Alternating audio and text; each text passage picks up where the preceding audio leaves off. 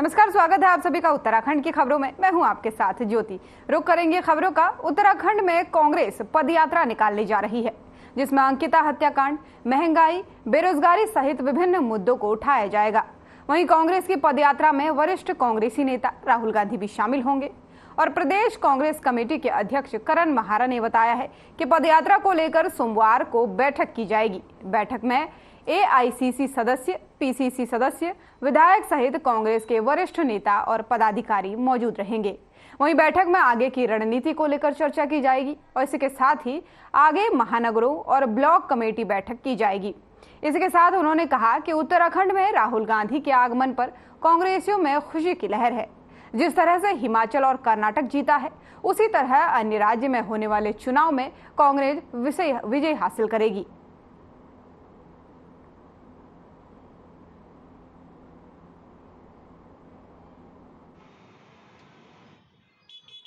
एक 7 तारीख को इसको लेकर बैठक है, जिसमें हमारे सभी वरिष्ठ नेता, एआईसीसी के मेंबर, पीसीसी के मेंबर, एमएलएज और कैंडिडेट्स, पूर्व मंत्री इत्यादि सभी को बुलाया गया है। वो उसमें सम्मिलित रहेंगे। स्वयं प्रभारी जी इसमें रहेंगे और उसमें तय होगा कि हमने आगे की रूपरेखा क्या करनी है। कुछ फिर छोटी बैठकें भी होंगी, जैसे जिला स्तर पर जिलाध्यक्षों की बैठकें हैं, महानगरों की बैठकें हैं, उनमें अपने ब्लॉकों में मीटिंग्स लेनी है। किस तरीके से उसको पूरा हम फ्रेम करेंगे और ज़्यादा से ज़्यादा पब्लिक तक राहुल गांधी की बात को हम पहुंचा पाएंगे और कैसे हम नफरत को हटाने के लिए मोहब्बत को जीता पाएंगे। देहरादून के हर्रावाला रेलवे स्टेशन के पुनर्विकास कार्यों का शिलान्यास आज प्रधानमंत्री नरेंद्र मोदी ने वर्चुअल माध्यम से किया। इस दौरान पीएम मोदी ने जनता को संबोधित भी किया। वहीं रेलवे की ओर से हर्रावाला रेलवे स्टेशन पर शिलान्यास कार्यक्रम का आयोजन किया गया। आपको बता दें कि रेलवे की अमृत भारत स्टेशन योजना के तहत देश के 508 स्टेशनों का पुनर्विकास किया जा रहा है। इसमें मुरादाबाद मंडल के 12 स्टेशन शामिल हैं, जबकि इसमें देहरादून का हर्रावाला और हरिद्वार का रुड़की रेलवे स्टेशन और नैनीताल जनपद का लालकुआ स्टेशन भी शामिल हैं। वहीं 30 करोड़ की लागत से देहरादून के हर्रावाला स्टेशन का, 29 करोड़ की लागत से हरिद्वार के रुड़की रेलवे स्टेशन और 23 करोड़ की लागत से नैनीताल जनपद के लालकुआ स्टेशन का कायाकल्प होना है। इसी अवसर पर राज्यपाल सेवानिवृत्त lieutenant general Gurmeet Singh, CM Pushkar Singh Dhami समेत कई मंत्री इस दौरान मौजूद रहे।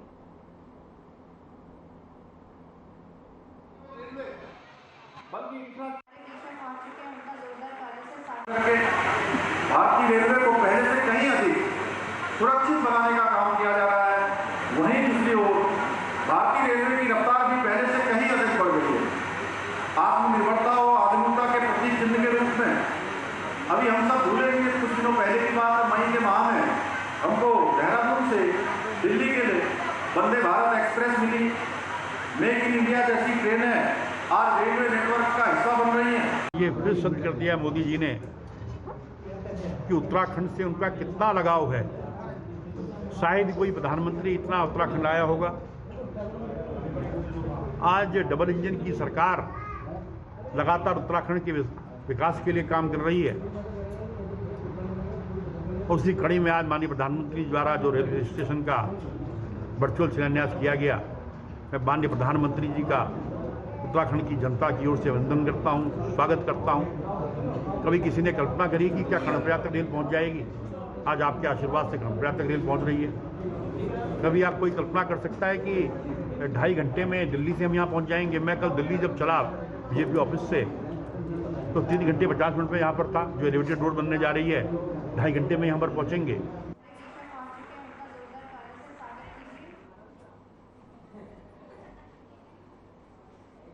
रुक करेंगे अगली खबर का।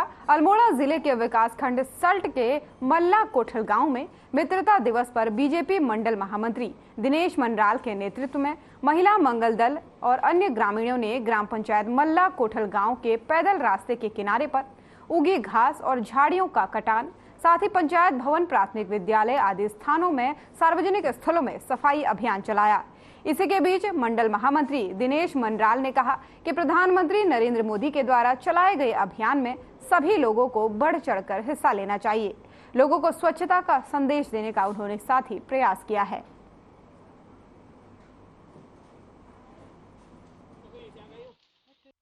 स्वतंत्रता दिवस के उपलक्ष्य में ग्राम पंचायत मल्ला कोठल गाँव में सफाई अभियान चलाया गया, जिसमें समस्त मल्ला कोठल ग्रामवासियों ने अपना यहाँ पर संपूर्ण योगदान दिया। मैं उनका बहुत बहुत आभारी हूँ, बहुत बहुत धन्यवाद करता हूँ।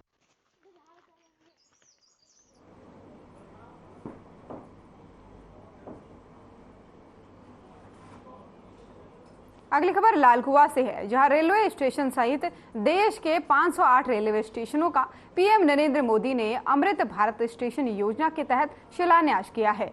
लालकुआ रेलवे स्टेशन पर आयोजित वीडियो कॉन्फ्रेंसिंग के मौके पर शिलान्यास कार्यक्रम में केंद्रीय रक्षा राज्य मंत्री अजय भट्ट सहित जिले के कई बीजेपी विधायक और पदाधिकारी मौजूद रहे। वहीं आपको बता दें कि पीएम नरेंद्र मोदी ने लालकुआ रेलवे स्टेशन जंक्शन समेत 508 रेलवे स्टेशनों के पुनर्विकास का शिलान्यास किया है। वहीं वीडियो कॉन्फ्रेंसिंग के जरिए प्रधानमंत्री मोदी ने रिमोट दबाकर सभी स्टेशनों का शिलान्यास किया। वहीं पीएम मोदी के रिमोट के बटन दबाते ही पंडाल में तालियां गूंजने लगी।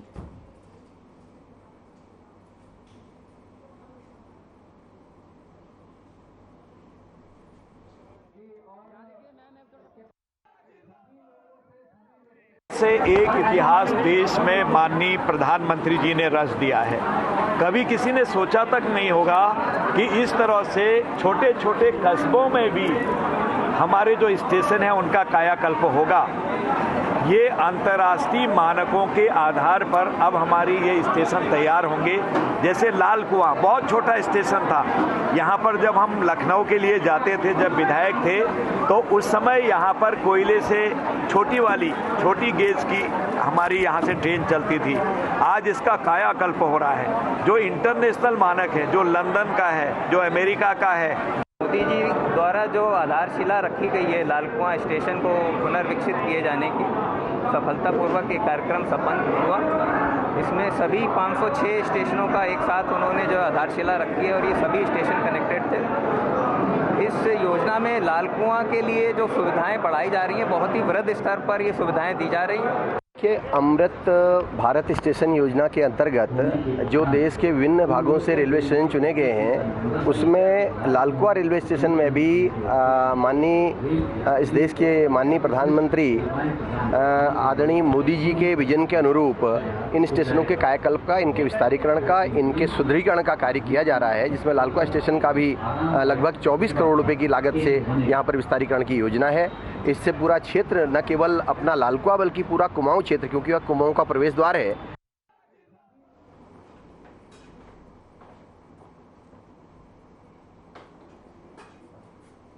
रायवाला पुलिस ने एक चोर को गिरफ्तार किया है, जिसके कब्जे से पुलिस ने चोरी की एलईडी टीवी बरामद की है।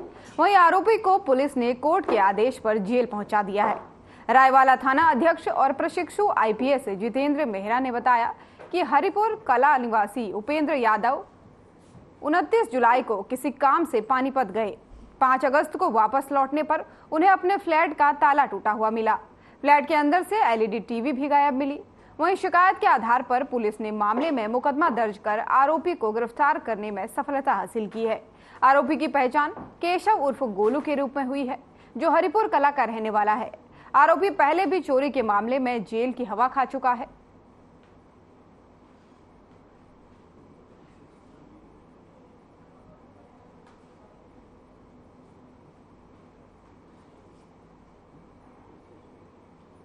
खबर रायवाला से आपको बता रहे हैं, जहां पुलिस ने एक चोर को गिरफ्तार करने में कामयाबी हासिल की है और साथ ही पुलिस ने चोर के पास से चोरी की गई एलईडी टीवी भी बरामद की है। बताया जा रहा है कि आरोपी को पहले भी कई बार चोरी के मामले में गिरफ्तार किया जा चुका है और वर्तमान में भी चोरी के आरोप में पुलिस ने आरोपी को जेल भेज दिया है।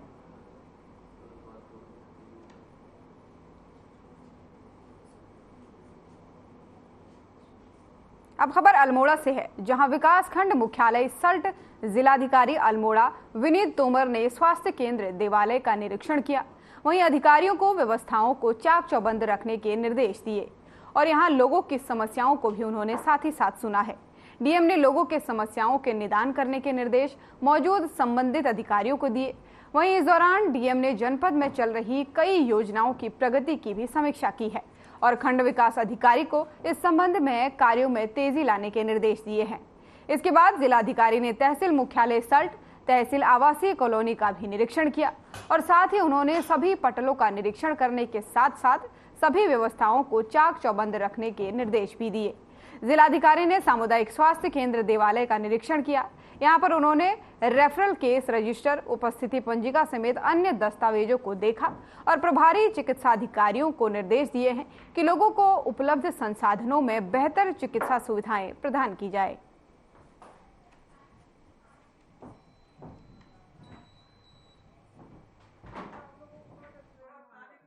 देखिए, ग्राम पंचायत स्तर पर इसकी कार्रवाई की जानी है और जब तक यूजर चार्जेस की व्यवस्था नहीं होगी तब तक इसको सफलतापूर्वक नहीं किया जा सकता। तो हम भी इसमें समय समय पर निर्देश देते रहते हैं और पंचायतों से भी बात करते रहते हैं, डीपीआरओ के माध्यम से करते रहते हैं, सीडीओ साहब को कहते रहते हैं। लेकिन मैं जनता से भी अनुरोध करना चाहता हूँ कि हमें ये समझने की ज़रूरत भी है कि पंचायत को अगर हम सक्षम चाहते हैं तो हमें जो सुविधा उनसे चाहिए उसके लिए हमें यूजर चार्जेस भी देने होंगे। अभी आप भी यहाँ थे और एक समस्या आई थी पानी की, जो ग्राम प्रधान बता रहे थे कि कुछ लोगों ने यूजर चार्जेस दिए और कुछ ने नहीं दिए, तो वो उसके वेतन का भुगतान करने में भी सक्षम नहीं है, जिसको उन्होंने वाल्व खोलने के लिए रखा हुआ है।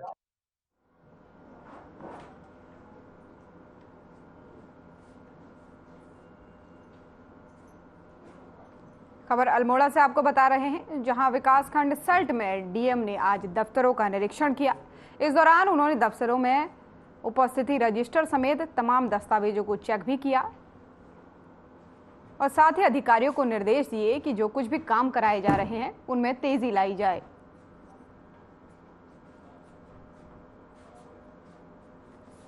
डीएम के दौरे के दौरान की तस्वीरें आपके टीवी स्क्रीन पर हैं, जहां अल्मोड़ा सल्ट इलाके में डीएम ने निरीक्षण किया है। तमाम विकास कार्यों का भी निरीक्षण किया इस दौरान और साथ ही अधिकारियों को विकास कार्यों में तेजी लाने के उन्होंने साफ साफ निर्देश दे दिए हैं।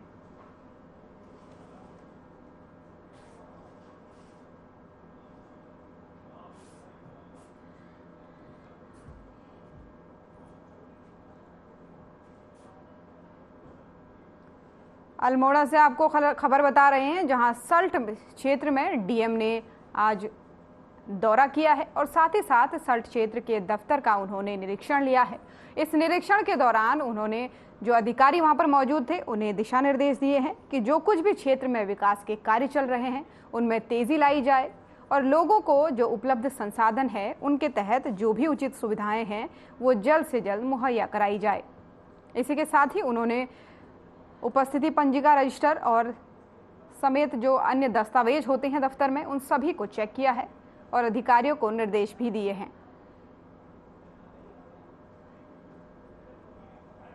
निरीक्षण के दौरान की तस्वीरें आपको दिखा रहे हैं, जहां डीएम लोगों की समस्याओं को सुनते हुए और साथ ही साथ दफ्तर में उपस्थिति पंजिका चेक करते हुए नजर आ रहे हैं।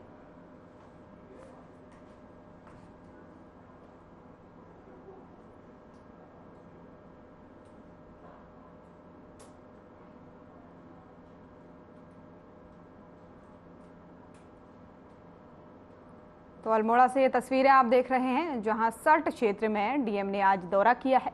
इस दौरे के दौरान उन्होंने तमाम विकास कार्यों का भी जायजा लिया और जो क्षेत्र में जो कुछ विकास के काम चल रहे हैं उनका निरीक्षण भी उन्होंने किया है और जो दफ्तर है दफ्तर में पहुंचकर उन्होंने अधिकारियों को साफ साफ निर्देश दिए जो इलाके में जो भी विकास के कार्य चल रहे हैं उन कार्यों में तेजी लाई जाए और जो उपलब्ध संसाधन है उनके माध्यम से जो क्षेत्र की जनता को सुविधा पहुँच सकती है उसको जल्द से जल्द पहुँचाया जाए। खबरों में आगे बढ़ेंगे। खबर देहरादून से है, जहां कांग्रेस के प्रदेश अध्यक्ष करण माहरा ने बीजेपी पर तंज कसते हुए कहा है कि राज्य में महिलाओं के प्रति अपराध की घटनाओं में लगातार इजाफा हो रहा है। राज्य में कानून व्यवस्था पूरी तरह से चरमरा गई है और अपराधियों के मन से कानून का भय समाप्त हो चुका है। इस पर बीजेपी की प्रदेश प्रवक्ता मधु भट्ट ने कहा है कि कांग्रेस महिलाओं की आड़ में राजनीति कर रही है। जब से राजस्थान में कांग्रेस की सरकार बनी है तब से वहां पर महिलाओं पर रात दिन अपराध के मामले बढ़ रहे हैं। इसके साथ ही उन्होंने कहा है कि सीएम धामी महिलाओं को लेकर संवेदनशील है। यदि किसी भी महिला के साथ किसी भी प्रकार की घटना होती है तो सरकार उसे तुरंत सलाखों के पीछे पहुंचा रही है।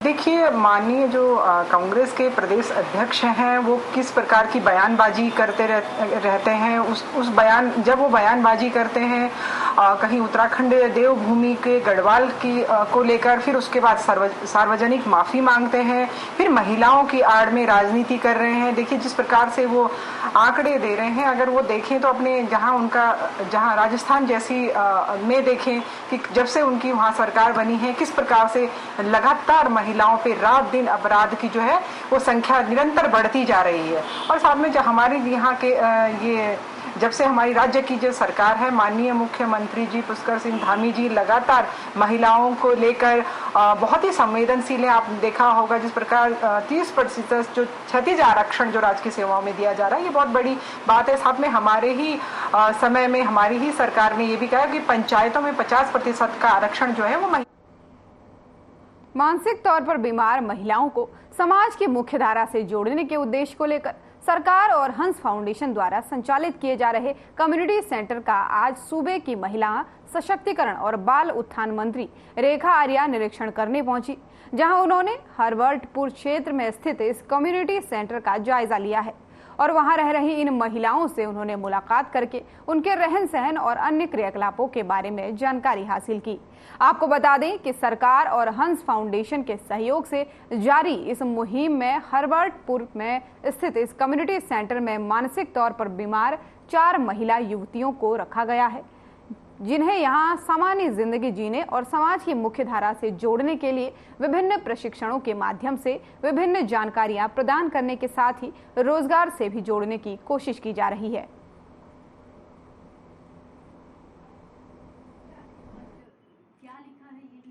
देखिए, महिला कल्याण विभाग की हमेशा कोशिश रही है ऐसी महिलाएं जो कि समाज की मुख्य धारा से भटक गई हैं अथवा ऐसी महिलाएं जो मानसिक रूप से किसी न किसी पीड़ा से त्रस्त है, जो हमारे नारी निकेतनों में रह रही हैं, ऐसी महिलाओं को समाज की मुख्य धारा से जोड़ने के लिए आखिरकार क्या क्या रास्ते खोजे जा सकते हैं, उसी का बढ़ता हुआ कदम हम लोग देख रहे हैं। कभी ये महिलाएं या अथवा ये बालिकाएं हमारे नारी निकेतन में रहा करती थी और वहाँ रहने के दौरान में लगातार इनका ट्रीटमेंट चलता था। उस दौरान में हंस फाउंडेशन संपर्क में आए और हंस फाउंडेशन के साथ बातचीत करते हुए यह पाया गया कि ऐसी महिलाएं जो कि जिनकी ठीक से काउंसलिंग की जाए, जिनको ठीक से यदि ध्यान दिया जाए तो वो वाकई जैसे हम सब लोग सामान्य अपनी ज़िंदगी को जीते हैं उस ओर वो बढ़ सकती है।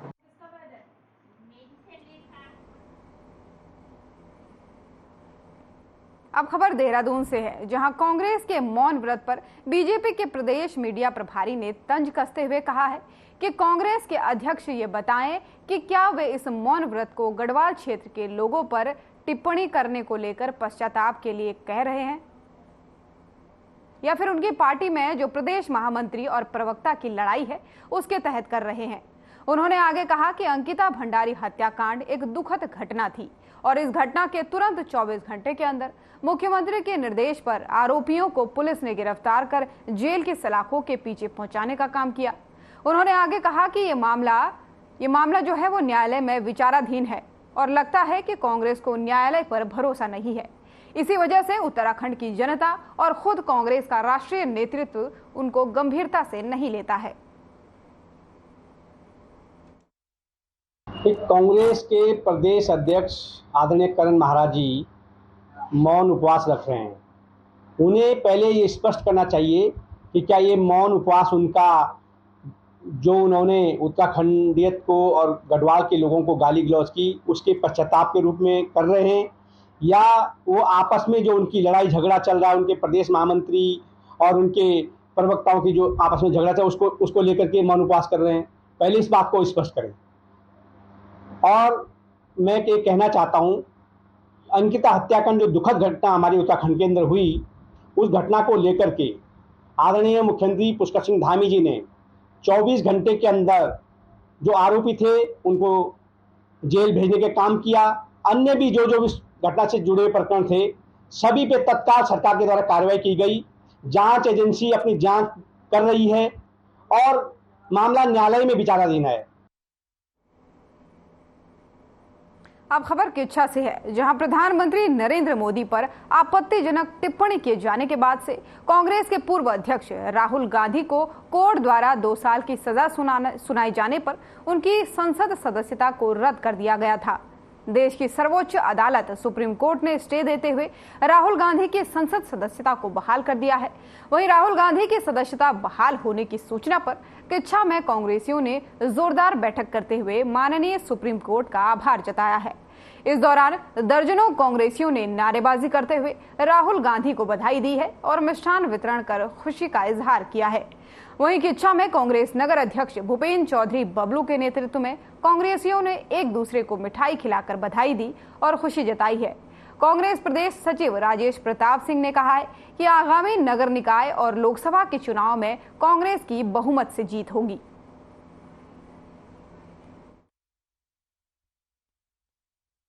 इस तानाशाही सरकार के रवैये के खिलाफ जो राहुल गांधी जी को लोकसभा की सदस्यता से पदस्थ किया गया था, कल सुप्रीम कोर्ट का स्टे हो गया उस पर, और पूरे देश में पूरे कांग्रेसियों के अंदर एक खुशी का माहौल है। प्रदेश में, देश में, विधानसभा में सारे लोगों ने आज मिलकर हम लोगों ने खुशी मनाया, और ये खुशी आगे चलकर आपको दिखेगी भी।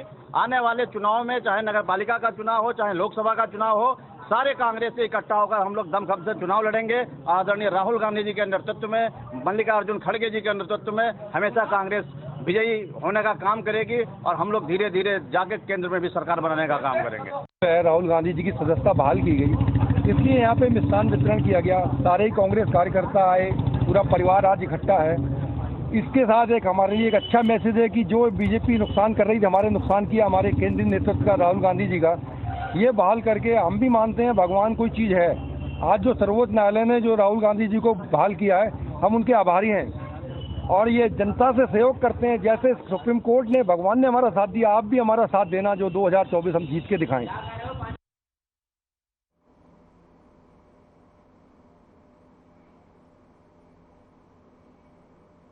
और उत्तराखंड की खबरों में फिलहाल इतना ही। नमस्कार।